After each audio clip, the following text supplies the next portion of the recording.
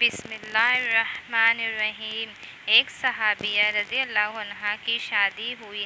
اللہ تعالیٰ نے اس کو حسن و جمال بھی عجیب دیا تھا، اور شادی بھی ایک بڑے امیر کبیر صحابی سے ہوئی جن کے پاس رزق کی فراگی تھی، ہر طرح کا عیش و آرام کے سامان تھے۔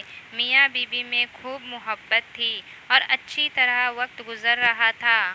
بیوی اپنے خاوند کی خدمت بھی کرتی اور انہیں خوش بھی رکھتی۔ دونوں میاں بیوی خوشی زندگی گزار رہے تھے۔ ایک رات خاوند کو پیاس محسوس ہوئی۔ اس نے بیوی سے کہا، مجھے پانی دو۔ بیوی اٹھی اور پانی لے آئی۔ جب پانی لے کر واپس آئی تو خاوند سو چکا تھا۔ وہ پانی کا پیالہ لے کر کھڑی رہی۔ جب خاوند کی دوبارہ آنکھ کھلی تو دیکھا کہ بیوی پانی لے کر کھڑی ہے۔ وہ بڑے خوش ہوئے۔ انہوں نے اٹھ کر پانی پیا اور بیوی سے کہا کہ میں اتنا خوش ہوں کہ تم اتنی دیر پانی کا پیالہ لے کر میرے انتظار میں کھڑی رہی۔ آج تم جو کہو گی میں تمہاری فرمائش پوری کروں گا۔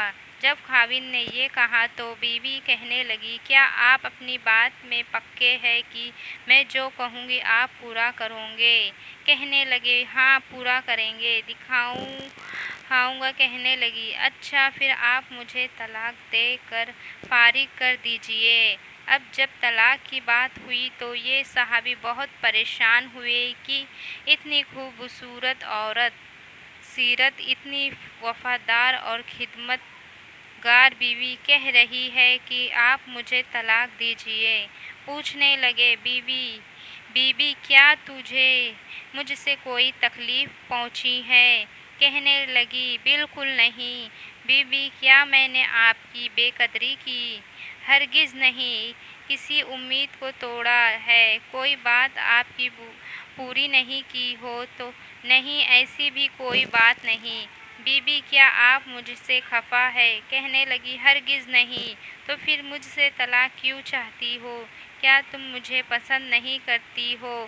کہنے لگی، یہ بات بھی نہیں، پسند بھی بہت کرتی ہوں، محبت کرتی ہوں، اس لیے تو خدمت کرتی ہوں۔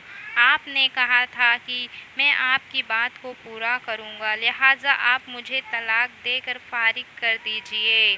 وہ صحابی پریشان ہیں کہ قول بھی دے بیٹھے۔ کہنے لگے، اچھا صبح ہوگی تو ہم نبی صلی اللہ علیہ وسلم کی خدمت میں جائیں گے اور آپ سے جا کر فیصلہ کروا لیں گے۔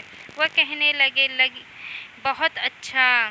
لہٰذا میاں بیوی دونوں رات کو سو گئے۔ صبح ہوئی تو بیوی کہنے لگی، چلو جلدی چلتے ہیں۔ لہٰذا دونوں میاں بیوی گھر سے باہر نکلے ہی تھے کہ خاوند کا کسی چیز میں پیر اٹکا اور وہ نیچے گر پڑے اور ان کے جسم میں خون بہنے لگا۔ بیوی نے فوراً اپنا دوپٹہ پھاڑا اور خاوند کو پٹی باندھی اور ان کو جسم کا سہارا دیا اور کہنے لگی، چلو گھر واپس چلتے ہیں، میں آپ سے طلاق نہیں لیتی۔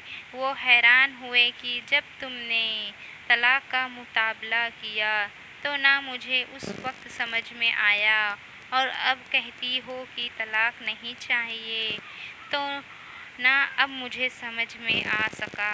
کہنے لگی، گھر تشریف لے چلیں، وہاں جا کر میں آپ کو بتا دوں گی۔ جب گھر جا کر بیٹھے تو کہنے لگے، مجھے بتاؤ تو صحیح کیا بات ہے؟ کہنے لگی، آپ نے کچھ دن پہلے نبی صلی اللہ تعالیٰ علیہ وسلم کی حدیث سنی تھی کہ جس بندے سے اللہ رب العزت محبت کرتے ہیں اس بندے کے اوپر اس طرح پریشانیاں آتی ہیں جس طرح پانی اونچائی سے ڈھلان کی طرف جایا کرتا ہے۔ میں نے نبی صلی اللہ علیہ وسلم کا فرمان سنا تو میں دل میں سوچتی رہی کہ میں نے اپنے گھر میں کوئی پریشانی نہیں دیکھی، کوئی غم نہیں دیکھا، کوئی مصیبت نہیں دیکھی، تو میرے دل میں خیال آیا کہ میرے آقا کی بات سچی ہے، ایسا تو نہیں کہ میرے خاوند کے ایمان میں فرق ہو، میرے خاوند کے عمل میں فرق ہو۔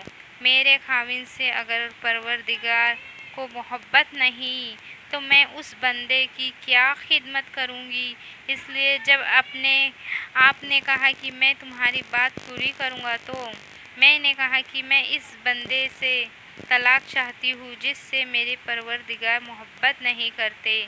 پھر جب ہم حضور صلی اللہ تعالیٰ علیہ وسلم کی خدمت میں علم حاصل کرنے جا رہے تھے، یہ اللہ کا راستہ تھا، آپ گرے اور خون نکلا تو میں فوراً سمجھ گئی کہ اللہ کے راستے کا غم پہنچا، مصیبت پہنچی، تکلیف پہنچی۔